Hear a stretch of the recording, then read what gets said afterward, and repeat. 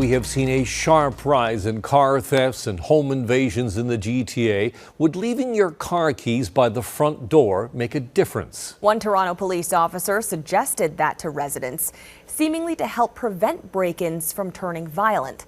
But a family that recently fell victim to this says the advice is absurd.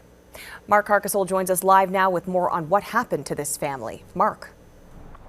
Tracy, the subjects of this story live in a quiet residential neighborhood just like the one we're standing in now, and that's where a lot of these cases tend to happen, not just here in Ontario, but across the GTA. The man we spoke to says not only is that advice absurd, but he says that he feels he and his neighbors are not being heard, they feel unseen, and now they're going to take their own measures to protect themselves. I heard the bedroom door open. I shouted, jumped out of bed, and went towards them. I could see there were two. That's when they shot. Peter and his family were the victims of a home invasion in the East End early Tuesday morning. For fear of retribution, he's asked us not to publish his last name or neighborhood. He's certain they were there to steal his Land Rover, a replacement for a previous one that was stolen. When the suspect's gun went off that night, they narrowly avoided tragedy. It went into the base of the bed and ultimately into the floor, just above where my wife was sleeping. In his case, Peter scared the suspects off, but at a recent community meeting, a Toronto police officer told those in attendance to avoid the risk.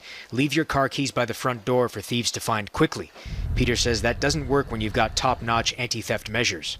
And then having those people get the keys and not being able to steal my car successfully, forcing them to come up and put a Glock 9mm to my head, that's not a good solution.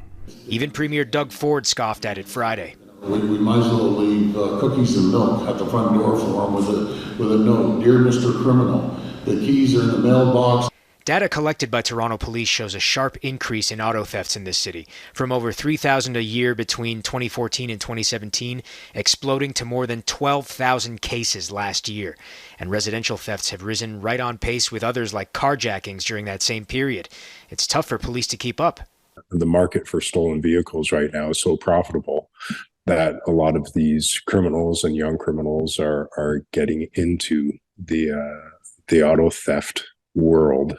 Feeling as though politicians and authorities won't or can't protect them, Peter says he and his neighbors plan to take matters into their own hands. So we're going to put up cameras to record things that are happening.